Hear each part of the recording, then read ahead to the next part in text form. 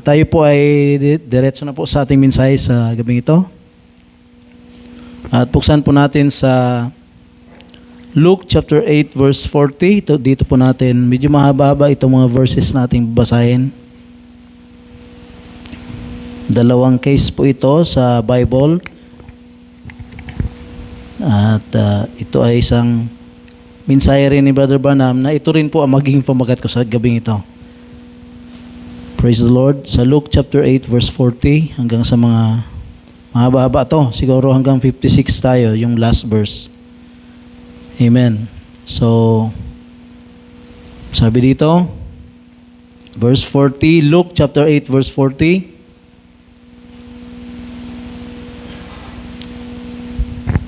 Sabi dito, at sa pagbalik ni Jesus ay sinalubong siyang may galak ng karamihan sapagkat hinihintay siya nilang lahat. Sabi dito, at narito, verse 41, lumapit ang isang lalaking nagngalang Jairo at siya isang pinuno sa sinagoga at siya nagpatirapa sa paanan ni Jesus at ipinamamanhik sa kanya na pumasok sa kanyang bahay. Sapagkat siya may isang bugtong na anak na babae na may 12 taong gulang at siya naghihingalo. Datapwat samantalang siya lumalakad ay sinisiksik siya ng karamihan. Si Lord ang tinutukoy dito. At isang babae na may 12 taon nang inaagasan na ginugol sa mga manggagamot ang lahat niyang pagkabuhay at sino may walang makapagpagaling sa kanya. At lumapit sa likuran ng ating Panginoon at hinipo ang laylayan ng kanyang damit at pagdakay naampat ang kanyang agas. At sinabi ni Jesus, sino ang humipo sa akin? At nang tumatanggi ang lahat ay sinabi ni Pedro at ng mga kasamahan niya, Guro, iniimpit ka at sinisiksik ka ng karamihan. Datapwat sinabi ni Jesus, may humipo sa akin sapagkat naramdaman ko na may umalis na bisa. May virtue na lumabas sa ating Panginoon. Malis na bisa sa akin. And nang makita ng babae na siya ay hindi nalingid, ay lumapit siya na nangangatal at nagpatirapa sa harapan niya na sinasaysay sa harapan ng buong bayan ang dahil kung bakit siya hinipo niya at kung paanong gumaling siya kapag daka. At sinabi niya sa kanya, anak, pinagaling ka ng iyong pananampalataya, yumaong kang payapa. Samantalang nagsasalita pa siya ay dumating ang isa na mula sa bahay ng pinuno sa sinagoga na nagsasabi, patay na ang anak mong babae. Ito yung anak ni Jairus. Huwag mong bagabagi ng guro. Datapwat nang marinig ito ni Jesus ay sumagot sa kanya, huwag kang matakot, manampalataya ka lamang at siya ay gagaling.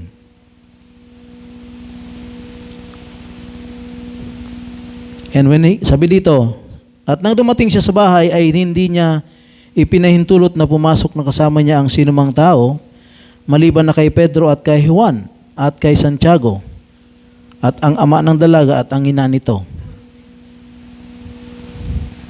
At tumatangis ang lahat at pinananambitanan ang dalaga. Datapos sinabi niya, huwag kayong magsitangis sapagkat siya'y hindi ipatay, kundi natutulog. At tinawanan nila siya na nililibak na napag-aalamang siya'y patay na. Datapos tinangnan niya sa kamay at tinawag na sinasabi, dalaga, magbangon ka. Verse 55, at nagbalik ang kanyang espiritu at siya'y nagbangon pagdaka at kanyang pinag-utos na siya'y bigyan ng pagkain. Sa verse 56, last verse, at nagtaka ang kanyang mga magulang. Datapwat pinagbilin niya sa kanila na huwag sabihin kanino man ang kanyang ginawa. Amen. So, purihin ng Panginoon. yung pinaka-last, sabi ni Lord na wag daw, pinagbili niya na huwag sabihin kanino man ang kanyang ginawa. Amen. So hindi lahat ng bagay ay pinapaalam, mga kapatid. Ang mga ginawa ng Panginoon. Minsan ito ay sa mga mga private people. Kasi ang dealing ng Panginoon ay doon lamang sa may mga binhi, mga kapatid. Amen. But ang title po natin ng ating message ay ito yung scripture sa mensahe ni Brother Branham na Proving His Word. At yun din po ang magiging title ko, Proving His Word. Amen? So, we believe, mga kapatid, na ang Diyos, yun po ang kanyang panukala, na ang kanyang salita, mga kapatid, dito ay kanyang talagang pinapatutuhanan. Amen? Pinapatunayan niya ito. At sabi ni Brother Branham, in every age, God proved His Word to be true. Palaging totoo ang salita ng Panginoon. Sabi ni Lord, let every man's word be a lie, but God's word be true. Amen? So, hindi pwedeng magkamali ang salita ng Panginoon. Amen. At kinuha ko dito wala naman sinabi si Brother dito sa meaning ng prove, but kinuha ko dito sa Merriam Dictionary. Amen. About ano ba yung to prove?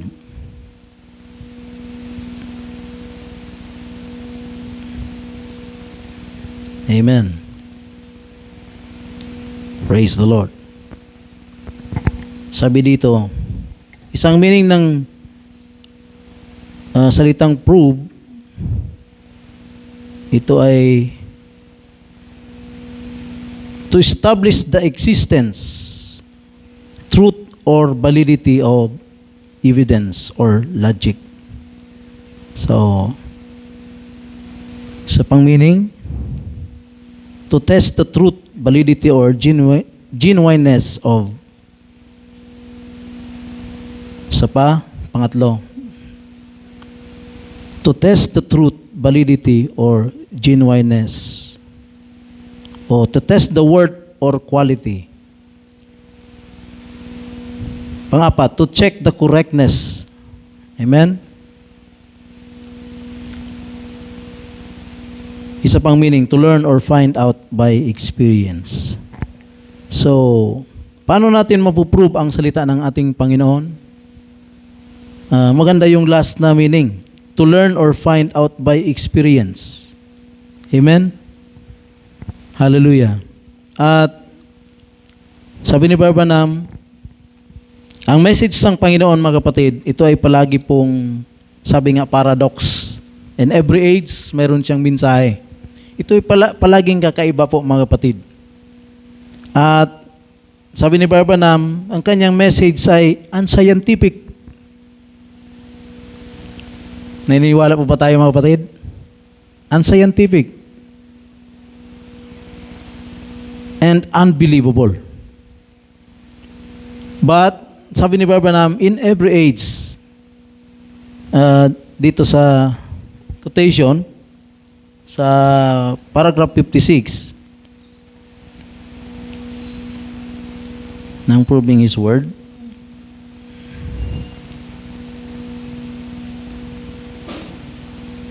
bagamat ito'y unscientific at unbelievable, pero ito po ay pinapatuhanan niya, mga kapatid. Pinapatunayan niya ang salita niya, mga kapatid, sa bawat panahon. Amen? Hindi po ito pwedeng umalik sa kanya na walang fulfillment. Hindi babalik ang salita ng Diyos na void, mga kapatid. Kapag sinalita na ng Panginoon, mayroon po itong fulfillment.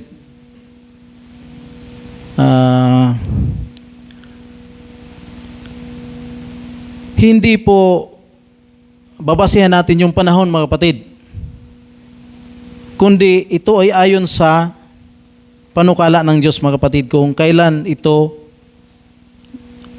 gaganapin ng Diyos ayon sa kanyang tinakdang panahon. Sabi niya dito sa 56, malayo-layo na to. Teka muna.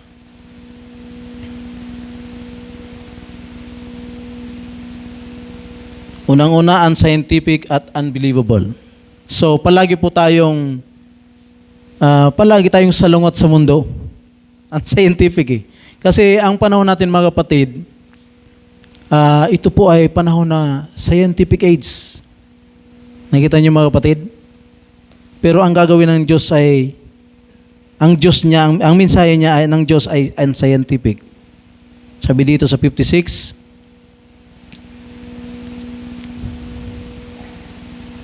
praise the Lord. Okay. But God in every age has proved His word to be true. He always proves His word. Then, they say sometimes that seeing is believing. Sabi ni Baba Branham, it isn't so. But we know that God goes right on proving His word in every age. Sabi daw nila yung seeing is believing. Hindi po yun totoo mga kapatid. Seeing is believing. Kinakailangan niya, makita ko muna, saka ako maniwala. Sa Diyos, baliktad. Kinakailangan mo munang maniwala. Bago mo makita mga kapatid. Yan ang pattern ng Bible. Amen? But we know that God goes right on proving His word in every age. We know that He proved it to Adam and Eve, that when He said, the day you eat thereof, that day you shall surely die. We have to admit that that's truth. We believe that, for He has proved it to us, and we know that it's the truth. So, kay Adam at sa kay Eva, amen, pinatunayan ng Diyos na ang kanyang salita ay totoo, mga kapatid. Sapagkat the day you eat thereof, ay kayo'y mga mamatay. Amen? Praise the Lord. Doon, nagsimula yung paglanta ng mga dahon. Amen? Doon nagsimula mga kapatid yung corruption ng dinisobey ni Adam at saka ni Eve yung salita ng ating Panginoon. Na dati mga kapatid, hindi sila kumakain para mabuhay, but yung pleasure lang. Amen. Kung ano yung lasa ng mansanas, ng grapes. Amen. Hindi sila kumakain para mabuhay. But ngayon mga kapatid, kinakailangan na nilang magtrabaho. Kasi pag hindi sila kumain, mamamatay na sila mga kapatid. So nabago mga kapatid. Dahil bakit? Ang salita ng Diyos ay totoo, hindi pwedeng magkamali mga kapatid. Once na ito'y binitawan na ng Panginoon, hindi ito babalik na walang katuparan. Sa panahon ni Noah mga kapatid. Sabi dito, now, we'll just take some place that God did prove His word. Let's take, for instance, in the days of Noah. God spoke to Noah a message that certainly was unscientific and unbelievable. No one could have believed it had never rained upon the earth. So wala pang ni isang patak ng ulan na bumabagsak sa lupa. Wala pa. Sabi ng mga tao, ano pa yung sinasabi mo, Noah, na ulan? Wala silang kaalam kung ano yung ulan. Ang sabi nila, ito anya si Noah, nasisira na niya ng ulo. But yun ang sinabi ng Panginoon sa kanya. Amen? 120 years na ipinangaral ni Noah. May ulan na darating, magsisi na kayo. At yung pinaka-last, pumasok kayo sa arka. Dahil pag hindi kayo pumasok sa arka, kayo'y malulunod, kayo'y lahat ay mga mamatay. Tawa na naman yung mga tao, mga kapatid. At naglagay pa si Noah ng isang bangka doon sa tuktok ng bundok. Very unscientific, mga kapatid. So, ganon mga kapatid ang mensahe ng Diyos sa bawat panahon. At yun din ang inihula ng ating Panginoon. Katulad ng panahon ni Noah, ganon din ang pagbabalik ng anak ng tao. So, meaning to say, kung ano yung panahon ni Noah, yun ang panahon natin ngayon. Amen? Praise the Lord. Sa paragraph 30, balik tayo sa 30 mga kapatid. Kasi ito mga kapatid ang number 1. Kasi ang mga tao kasi, palagi kang hahanapan ng isang bagay na ebidensya. Ng isang bagay na natural na nakikita ng kanilang mga mata. Pakita mo yan ebidensya. Amen. But sabi ni Branham, seeing is not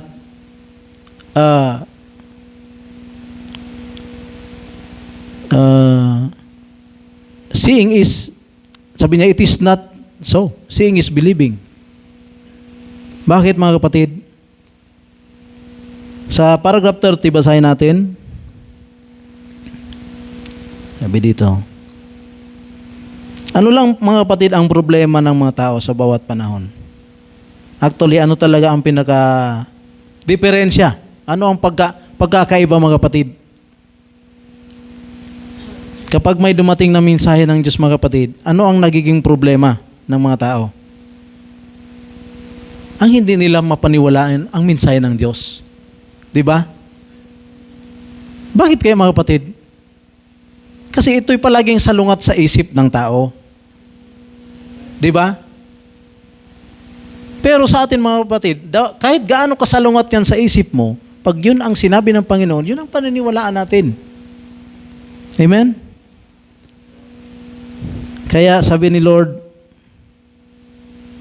pag hindi kayo tumulad sa mga bata, ay hindi kayo paghaharian ng Diyos. Bakit kaya mga bata, mga kapatid? Kasi yung bata, mga kapatid, parang blankong papel yan. Kung ano ang isulat, ilagay mo dyan sa isip niya, yun ang magre-register, yun ang tatanggapin niya mga kapatid. Kasi blanko siya eh. Palaging sinasabi ni Branham na such as would learn. Yung gustong matuto. Pag pala gusto nating matuto, kinakailangan tumulad tayo sa mga bata. Amen? Bakit? Hindi ka mapupunuan ng Diyos kapag hindi ka tutulad sa bata. Bakit? Bakit ka hindi ka mapupunuan? Sinasabi mo kasi puno ka na.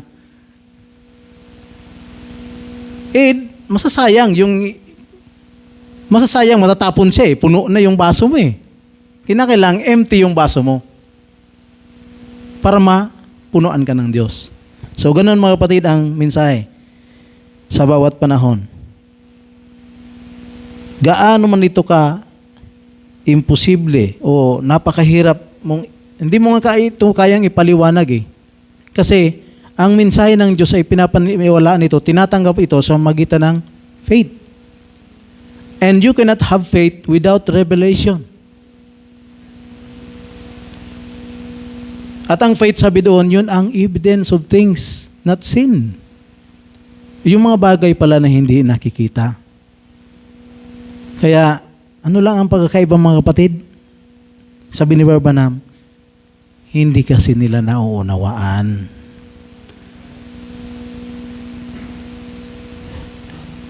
Ang mag-akay sa bulag, sa kapwa bulag ay pareha silang mahuhulog sa hukay. Bakit? Hindi nga nila naunawaan mga kapatid. Amen? Kaya ang problema pala mga kapatid, doon ito sa mga umaakay. Ano yung mga umaakay? Yung mga tagapagturo. Kasi yung mga tagapagturo pala, tagapag-akay ay, sabi ni Jesus, mga bulag. Di pareha sila mahulog sa hukay. Wala silang alam. But mga kapatid, ito ang napakaganda sa atin. Dahil tayo, binuksan ng Diyos ang ating mga mata. Ang Diyos lang ang pwedeng magbukas ng isang bagay at magsara. At ang napakaganda dito, anumang bagay na binuksan ng Diyos, walang taong pwede magsara. Pero ang mahirap naman, kapag sinarahan ng Diyos, walang taong pwedeng magbukas. Kaya, mga kapatid, napakapalad natin mga kapatid, dahil yung mensahe ng Diyos, hindi po na, sabi doon, mapalad ang inyong mga mata, sabi ni Lord. Dahil, kayo nakakakita. Pero sila, sabi ni Isaias, tumingin man ang tumingin sila, hindi nangahulugan, wala silang paningin mga kapatid. Hindi sila makakakita. Ang tinutukoy doon mga kapatid na paningin, hindi yung natural na mata. Yun yung spiritual na mata. Kaya yan ang napakaganda kasi mayroon tayo mga kapatid, guide. Yun ang napakagandang bagay sa atin mga kapatid. Kasi hindi tayo nagbabase sa ating sariling mata. Ang Diyos ay may sariling mata siya. Amen? At ang mata niya mga kapatid ay yung propeta. Siya yung seer. Siya yung nakakakita. Siya yung visionary. Siya yung leader. Siya yung bibigay sa atin ng direksyon. Yun ang mata ng Diyos, yun ang propeta. Kaya, bawat panahon mga kapatid, mayroong inilagay ang Diyos. Hindi natin na patuloy yung 30. Paragraph 30, sabi dito.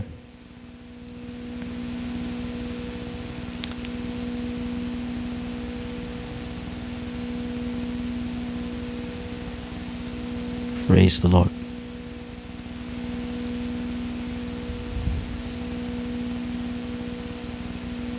Now you've heard, no doubt, hear the old proverb, prove it. I'll believe it. But that doesn't hold true.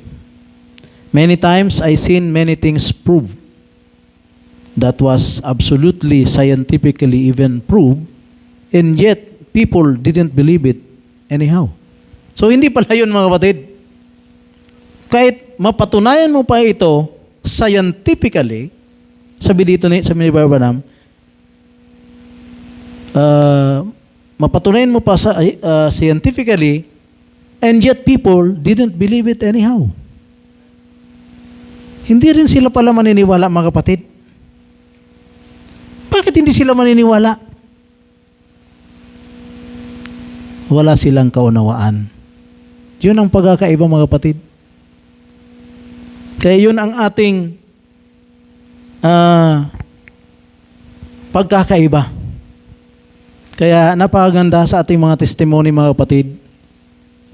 Bakit ang mundo iba yung paningin sa atin mga kapatid? Because pinapatunayan lamang mga kapatid na ibang pagkatao ka. Iba yung pagka-built sa'yo. Sabi ni Barbanam, kung gusto nyo makita yung kalagayan ng church, tingnan nyo yung mga babae. Bakit kaya mga babae, mga kapatid? Bakit mga babae? Kasi sila yung papakita ng isang bagay ng yung pagsunod mga kapatid. Doon makikita yung gloria ng Panginoon. At sabi ni Brother Branham, yung babae, yan yung church.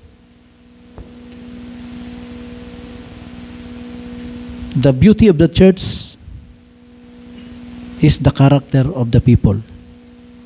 Bakit iba yung pagkakilala nila sa atin? Iba yung karakter. Tayo yung may understanding mga kapatid. Dahil tayo yung may understanding ng ating ng mensahe ng Diyos sa panahon na ito, then we can prove His Word. Amen? Ang mga tao ng Diyos, siya yung nagpapatotoo ng salita ng Diyos. Bakit mga kapatid? Yung mga tao ng Diyos sa panahon na yan, sila ang kaisipan ng Diyos.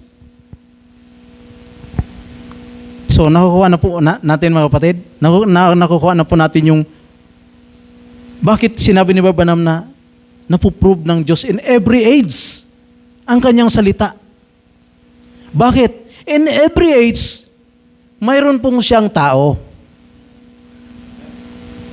Sa panahon ni Noah, siya yung makapag-prove. Siya lamang yung may revelation. Siya lamang yung makapagsabing, may Diyos. At nahayag yung mensahe ng Diyos sa kanya. Siya lang. Bakit, mga kapatid? Siya yung dinatna ng kaisipan ng Diyos. Amen? Hindi siya maunawaan ng buong mundo ba, mga kapatid? Bakit ito ay isang personal? Nagpapahayag ng Diyos sa iyo.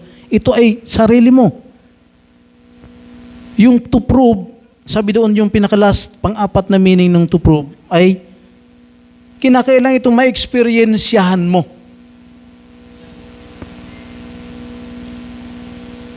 Bakit? Kung hindi mo ito ma-experiensyahan, wala kang personal na pagpapatotoo.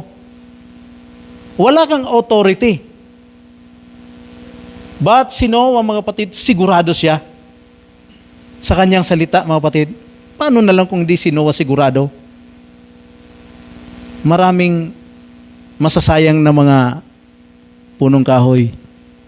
Kasi hindi may pagpapatuloy yung project ni. Kung nagduduwa-duwa si Noah. Amen? Ay na nga, ba di man niya matod sinabi ng Diyos? Sigurado si Noah, mga kapatid. Bakit? Ang mensahe ni Noah, unscientific and unbelievable. But nandun si Noah para patutuhanan niya yung mensahe ng Diyos na unscientific. Amen. But sabi nga dito ni Branham, kahit pa ito, mapatunayan mo scientifically, mga kapatid, hindi pa rin naman niniwala ang mga tao. Amen. Kaya, ipakita mo, Anya Brad, ang ebidensya na rapture ka na. Brad, di ko man ka paliwanag sa imo. Maliban ko kadi, ma-experience mo man sa kung mo masasabi, ay rapture naman ng iyid. Kaya sabi nung, iyan narumruman ko nung nag-diribate yan. Ngayon, Pastor, talagang ngayon kading, talagang ngayon mapatunayan, talagang ngayon glorified ka na. Dapat ngayon, lumusot ka. Sabi ni Pastor, kita niyo ako, Maria? Sabi niya, luminusot na nga ako. Ayaw ka maligyan nga, Pastor, paano kang lumusot? Ay talaga ngayon, di man nga ka mo maniwala, unbeliever ka mo. Pwede na nga ako, Pastor, magabawag pa ako nurig. Amen. Kanaintindihan kayo nirang rapture. So paglusot sa mga ipangod, kadaghan nangyari ni kan sa Bible. Kung kan paglusot masanang kan, ato yung ani si Felipe, may gawain sa Jerusalem. Napaito siyang wana sa Yunoko. Ito pa sana siguro nag-preach ito si Felipe. Biglang inukota. Adi yung nangaipong kading nagaparabas sisibot na ngayon intindi ngayon nung kwan. Si Sero ngayon kading so pinagatusaran ngayon na karnero, nadaran ngayon sa patayan. Sada Yunoko. So bating gwardiya nung reyna, nagparaintindi man nung bisaran ng Diyos, mga ipangod. Sabi niya, bigla na siyang luminitaw ito sa karway si Felipe. Sabi niya, naintindihan mo ngayon kan, pinagabasa mo? Hindi ko ngayon maintindihan. Maliban ngayon may mag-guide. Si isa na sumi-interpretation sa panahon na ito, magpaliwanag. Si Felipe kan magpaliwanag, mga ipangod. Amen? Ang Diyos palagi, pinapatuhanan niya ang kanyang salita. Bakit? Palagi siyang may tao. Dahil kung walang tao ang Diyos, mga kapatid, walang makapagpapatotoo. Kung wala si Abraham, mga kapatid, sa panahon niya. Amen? Praise the Lord. Sinong magpapatotoo? At wala sana tayong father of faith. Wala sanang mga anak ni Abraham sa panahon na ito. Kung hindi niya pinaniwalaan ang tinig ng Diyos. Amen? Naglakbay sinra, uminali sinra sa lugar nila. Tapos utos ng Diyos, umali ka sa bayan mo, sa pamilya mo. Dadarantay ka sa lugar na kung saan ikadadaran ko. Amen? Sa daan scientific na mensahe na naman so uminabot, pinangakuan si Abraham na magiging father of many nation. Pero si Abraham mga ipangod, si Sarah, baog di nga ni sira nagkaakos. Tapos yung pangako, very unscientific yung pangako na mensahe ng Diyos kay Abraham. Nagagawin kitang maging ama ng maraming mga bansa. Baog nga ni nga ako, paano ako maging ama ng maraming bansa? Di ba unbelievable yon? Di ba unscientific yon? Nang bumisita yung si Melchizedek, tumawa si Sarah.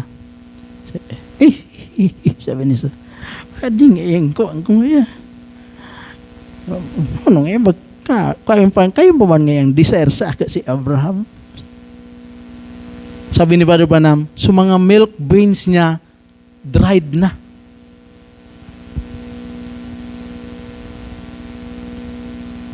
Lagpas na sa panahon.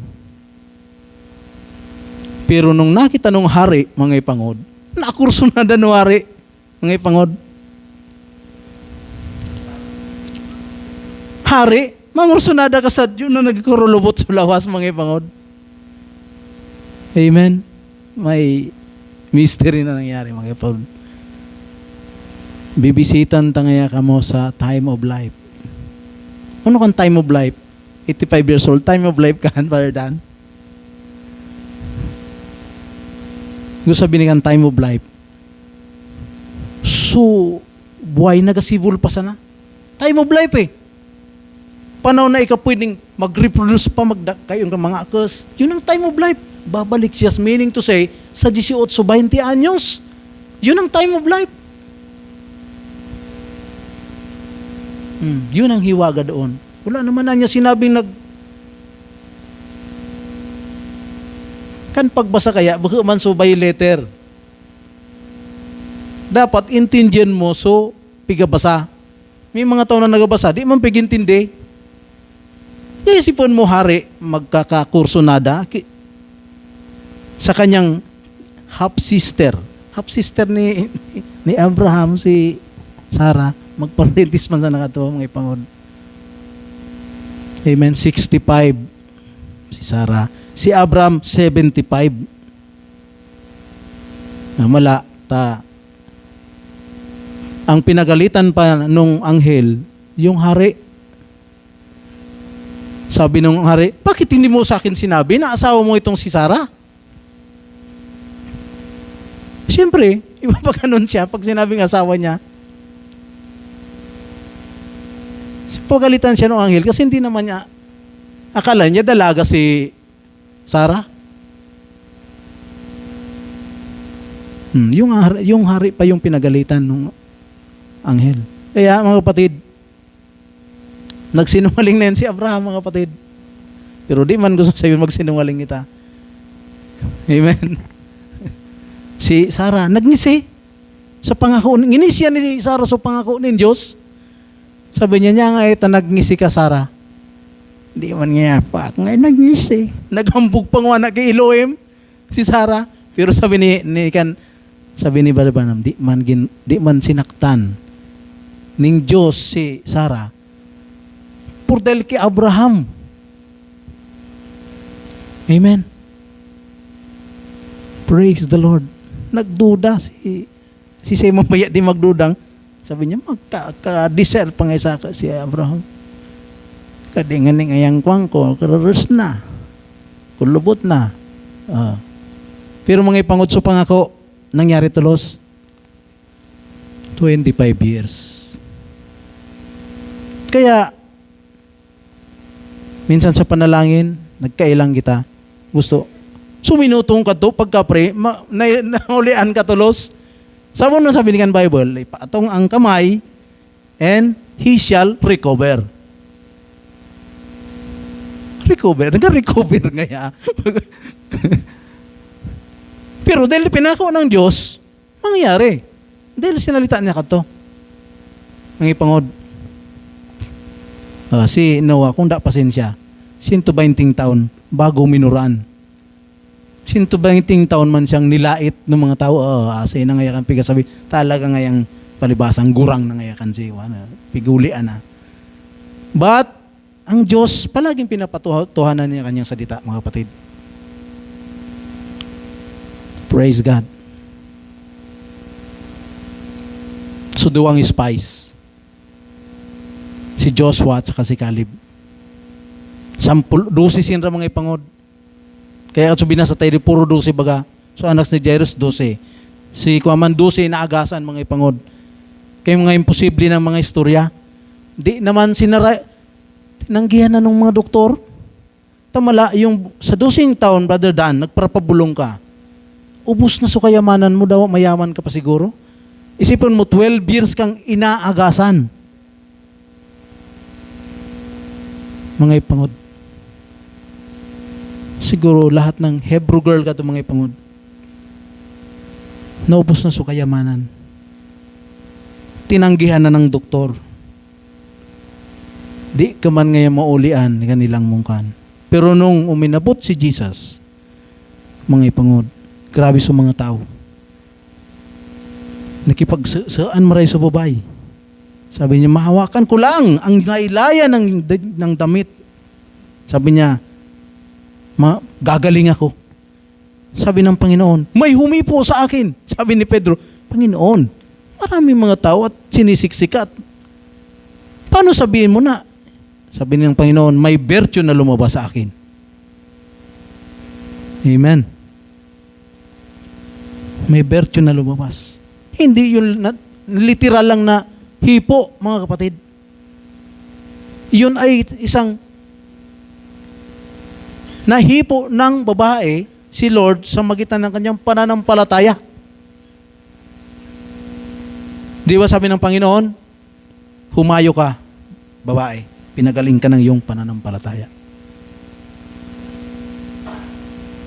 Mayroon siyang connection doon. Amen? Yung babae sa balon, mga kapatid. Sabi ni Lord,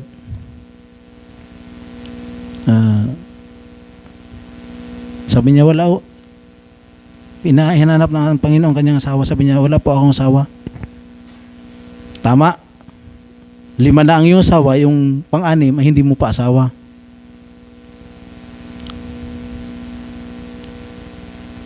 Diniscern ni Lord yung babae, mga kapatid. Inalam niyo yung problema. Dito sa Proving His Word, mga kapatid, tinapos ko ito hanggang sa matapos. Pinapakinggan ko ito maaga, kaninang umaga. Praise the Lord. May mga bagay na pinapatungkulan siya, mga kapatid, ng mga fulfillment ng pangako ng ating Panginoon. Na kung paano sa panahon ni Abraham, panahon ni Noah, yun po ang ating panahon, mga kapatid. Kasi tinukoy niya doon yung kay Abraham, na isa ay yung pumunta. Kay Abraham, 3 anghel ang pumunta, di ba? Yung isa, pero nung sinalubong sila ni Abraham, 3 sila, di ba? Sabi ni Abraham, my Lord. Isa lang naman. 3 anghel ang pumunta, pero sinabi niya, my Lord. Sabi ni Abraham, yung isa doon, yun si Elohim.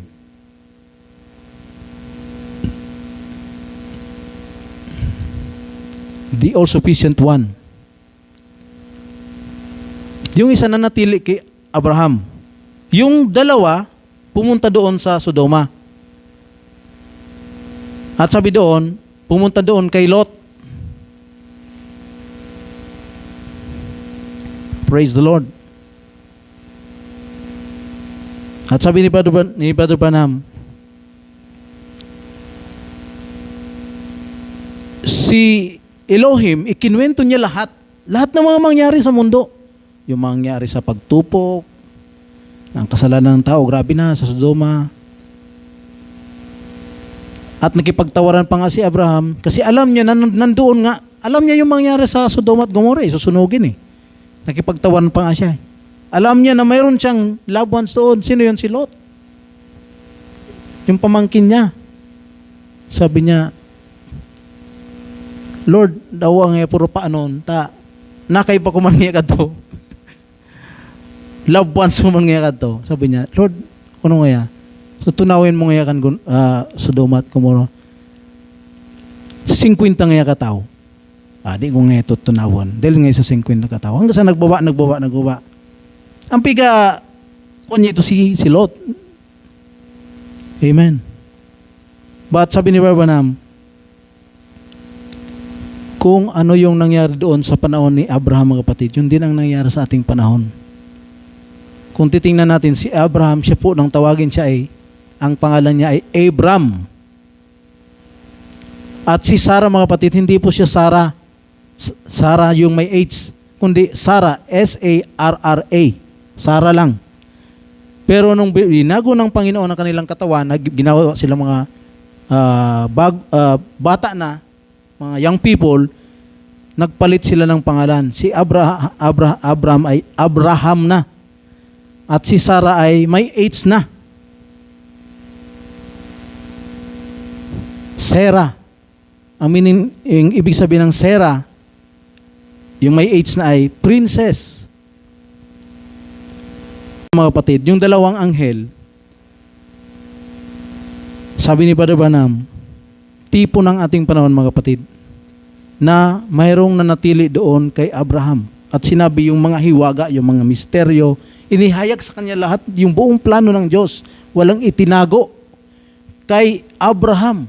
Kasi sabi ng Panginoon, hindi ko pwedeng itago ang aking mga nasa kaisipan sa aking, tinawag niya si Abraham na friend.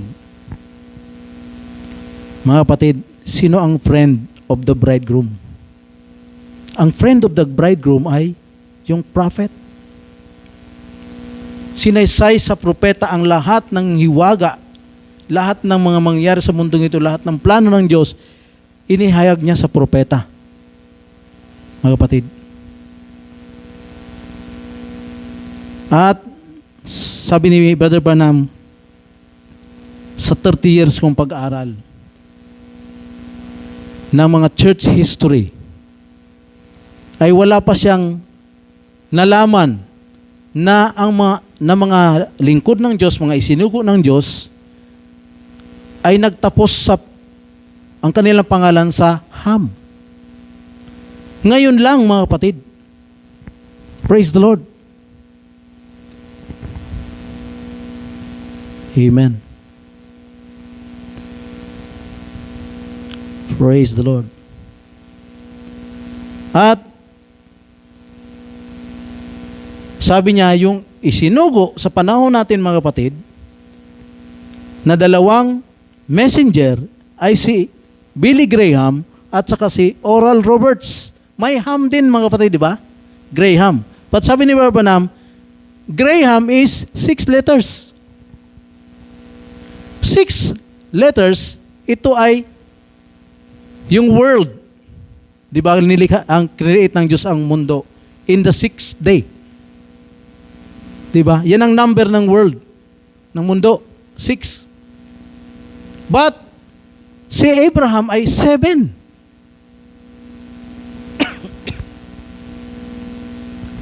Kung uunawain natin, mga kapatid, sabi niya, in 30 years na pag-aaral ko ng church history, wala pang nagtapos na Ham. Ngayon lang. Pero sinabi niya na si Graham ay 6 letters. But Abraham is 7 letters.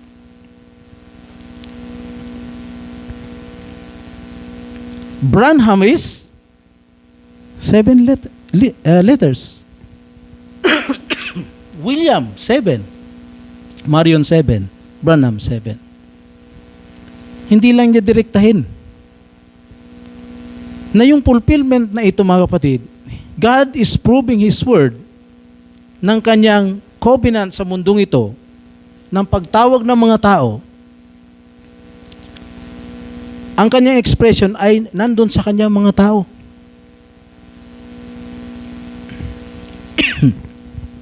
Praise the Lord.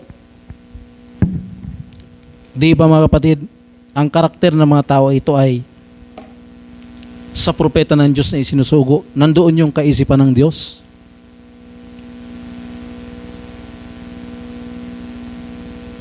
Kung ano yung nandoon sa propeta, yun ang kaisipan ng Diyos. Kung ano yung ginagawa ng propeta, yun ang kaisipan ng Diyos. Kaya nga sa Bible, yung propeta, isang beses natulog siya nakatagilid. At yung propeta, kumain pa ng tae. Yung propeta, yung isa inahit niya yung isang bigote niya dito, yung sa hindi. Kasi kung ano yung isip ng Diyos sa mga tao sa panahon na yan, irak man o propeta mga ipangod. Di bali na si Father Branham, langgayon kan mga rani kan mga kanya. So mga akas niya, Billy Paul. Oh. Tapos, Joseph Branham. Billy Paul, type ni Paul. The first church age. Joseph Branham. Type nung double portion. Diba? Kasi nung bumaril si Brother Branham, ay dinoble ni Joseph. Siya ang double portion mga kapatid.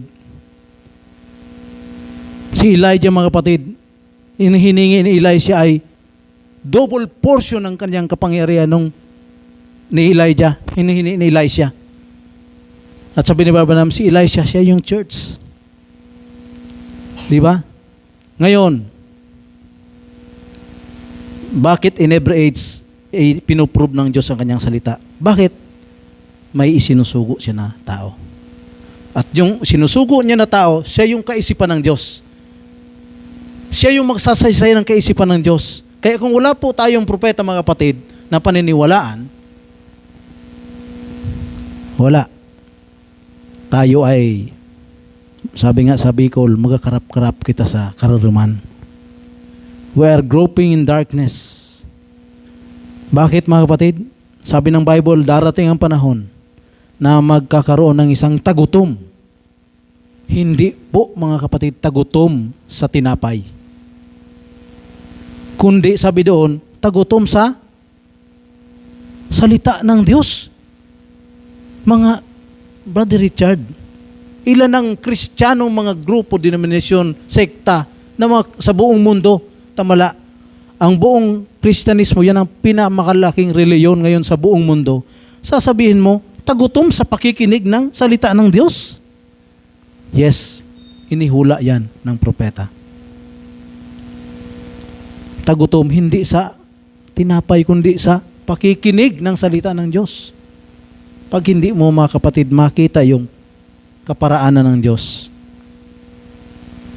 magugutom ka. Pero salamat mga kapatid dahil mayroon tayong propeta na nagbukas sa atin ng mga bagay na ito. Dito mismo sa Proving His Word, kung pakinggan ninyo ang mensahe niya dyan, hindi niya dinidirekta kasi nung pinangaral niya itong Proving His Word, dalawa ito. Pinangaral niya ito sa, hindi ko nagkamali, sa Branham Tabernacle nung 1964. 65 ito pinangaral niya sa Angeles ito, Los Angeles. Nagpipray nga siya mga kapatid, hindi niya masabi na, doon nga may isang part doon na sinabi niya, do you believe me to be God's prophet? Tapos bigla niyang binawi niya, God's servant. Bakit mga kapatid? Doon sa ating binasa, yung ginawa na himala ni Lord, hindi pinapasabi. Huwag mong sabihin sa mga tao na yung nangyari. Diba? Doon sa last, yung 56. Si Brother Branham, mga kapatid, bakit? Los Angeles yun, mga kapatid. Nangaral siya sa mga denomination. Yun ang mga nakikinig sa kanya. Amen. Praise the Lord. Nasabi niya God's prophet, pero binawi niya, God's servant. Do you believe me to be God's prophet? God's servant. Bakit mga kapatid? Alam niya, yung mga tao, hindi sila maniniwala. Bakit? Kung hindi man nila naunawaan, di ba pag ang isang bagay hindi mo naunawaan, siyempre kukontra ka, hindi mo man naunawain. So, may wisdom pa rin tayo mga kapatid. Yung approach natin sa mga tao, hindi po gagamitan pa rin natin ng wisdom. Kasi kung hindi natin gamitin ang wisdom mga kapatid, kahit sa mga Bible study mga kapatid, wala na sa ating tatanggap. Kasi noon yung huling suyod mga kapatid, nagkaroon ng Bible study sa Paulog. Panahon ni Fidel Ramos yun mga kapatid. Yung pangangaral natin noon, pananakot sa mga tao. Sabi ni, nung nangaral doon, alam na niyang pipick upin niya dito. Sino pa ang magpapa-Bible study pag ganun yung preaching mo? Kasi uusigin niya tayo ng 666 kasi pag bawal na tayo mangaral. Alam na niya ang pipick upin dito sa Paulog. Yung nagpa-Bible study, yung barangay captain, last, but yun ang pinaka first and last na Bible study. Bakit? Hindi natin ginamitan ng wisdom mga kapatid. O sino naman ang gustong pick upin? Wala pa yung mga understanding. Pambira. Parang nga kami nagpa-kuha nga ta. Maray man kinta nga may kuha nga ning pangadalin sa salita ng Diyos. Kaso nga pipick up na pala nga kita hindi. Kaya, hindi ba may wisdom? Nung pinag-pray ba yung babae, ang sinama lang doon sa loob, yung tatlo. Di ba? Si Pedro, si Tiago, basta tatlo sila. At saka yung mag-asawa lang. Bakit mga kapatid? May crowd. Gustong pumasok yung mga crowd. Yung mga nandun na pupunta, kuha man sa nakatutuya-tuya. Kaya sabi nga na ito, so para magic, sisingyakan kontrayde, lumuwas na. Tanya nga, siyempre, kung minaga-magic ito, kinontra mo nga, di mangyari sa magic, tayo minaga-kontra. Amen? Meaning to say, di mo po ako nagpangisi. Sa Bible ka si Lord mismo kan nagsabi, hindi pinapasok yung mga tao kasi yung mga tao gusto na magsipasok kasi patay na nga yung anak ni Jairus. But, sinabi na ni Lord, natutulog siya, hindi siya patay. Maraming mga para tuligsa na, marami ng mga nang tutuya. Palagan mo pa kadto. Di na. So mga may pagtubot sa na, mukhang mag-pray to. Kaya may wisdom man yun. Brother Dan, di pwedeng, so di mananubod, paluwasan mo na ta. Saka, may rakman sana. Halimbawa, halimbawa yung ipag-pray natin, yung, kagaya ba ganong pinag-pray ni Brother Mayo doon sa Inaskan? Epileptic. Siya pasukin norek, espiritu ng epilepsy. Lumayas ka, sabi nung masalat espiritu, epileptic pala, sabi nung masalat espiritu, epilepsy. Amen. Amen. Kata sa marat espiritu, yung sa mga tao mga paratalig sa mga usig, marat espiritu mga gato. Amen. Kaya may mga tao nga ni nag-usig-usig kay Brother Branham, so nagtuya-tuya. So pinag-pray ba ni Brother Branham, so ilang luminipatit sanra. Di ba naniwala mga ipangod? Kaya, but ang Diyos mga patid, sa ating pagtatapos, di niya pamaturan kan sa niyang wisaran. God always prove His word to be true. Amen? Dawa kan gawno ka unscientific, gawno kan kay kauliman. Ang tagal naman kasi anyang tuparin ni Lord yung pangako niya sa akin. Hindi pa yun yung panahon niya sa'yo. Natuparin yun. Baka masama yung maging kalagayan mo. He makes all things beautiful in His time. Kaya may kantangan ni Bagay Brother Dan. Para ang ingay sa kanta bagang, sa dalangin niya, kung minsay maghintay, ang tutugon sa'yo, oo. Kung ito'y layunin niya, Kung ito'y layunin niya. Pero hindi pa man yun yung layunin niya, mga kapatid, masama kan maibubungan ni kansay mo. Di mo man tulus nga ako nga Lord pinaray. Di ka man tulus nga pinaray ta. Ibo man kaya kan mag-agi mo pirme. Kaya di ka man tulus pinaray. Sa tamang panahon. Kaya in His time, He makes all things beautiful. Kaya in every age, God proved His word to be true. Kaya dito mga kapatid, da pa man siya.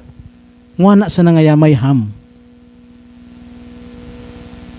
Sisay kan may haman sana sa panahon ng church ages. Sisay kan may messenger na kan sa orya ng ngaran, ham.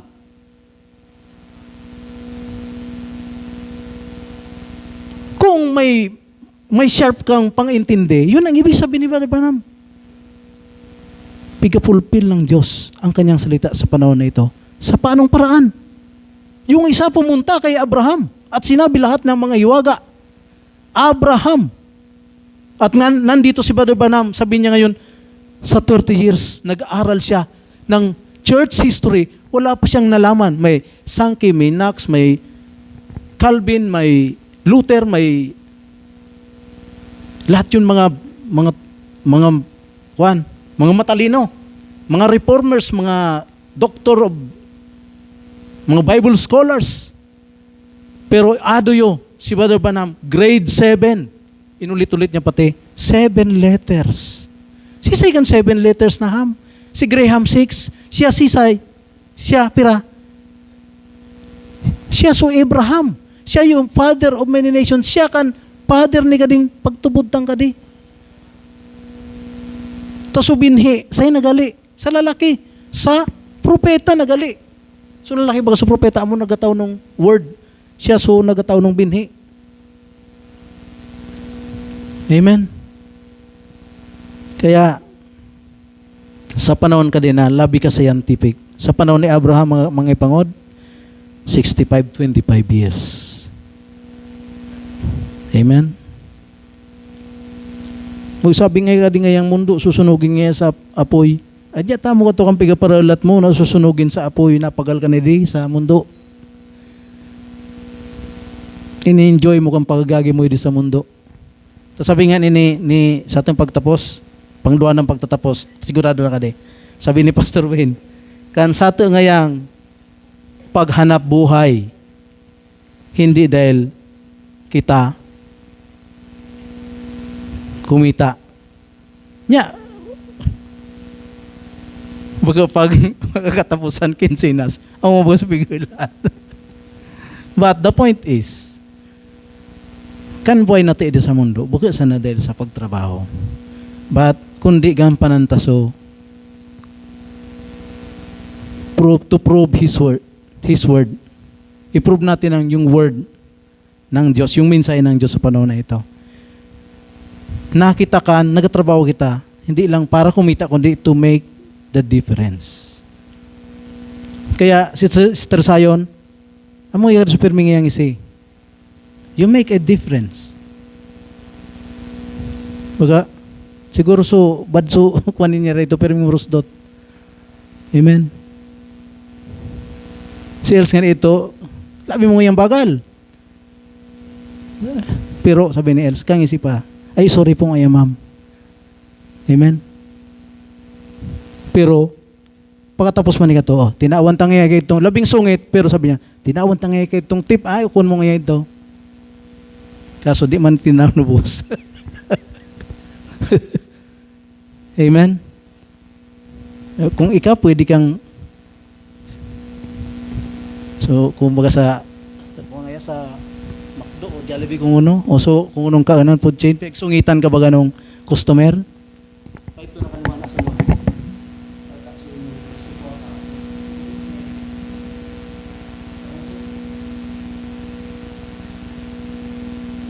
Hindi ka mong parasungit mga ipangod sa mga pan. Tadi nyo aram kan. Praise the Lord. Yan ang pagkakaiba nato. Hindi nato gigibon. Tanya nga, we make the difference. iba kan Kristiyano. Mga ipangod. Nya nga ta si, ayun na naman nga si Brother Richard, sige na lawig.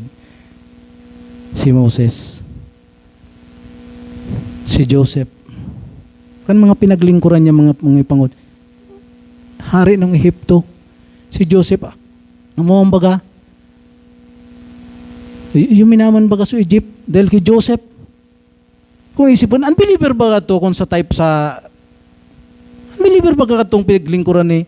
Pero pinagpala sa Egypt. At malangan tayo tungan nakaw kong pagkaon. So, Israel kung tatakon, ito si Joseph, magaran sa kalupan. So, mga ipangad ni Joseph. Bura, baga sa mga ipangod. Uy, so pinapakalta ngayon pangod.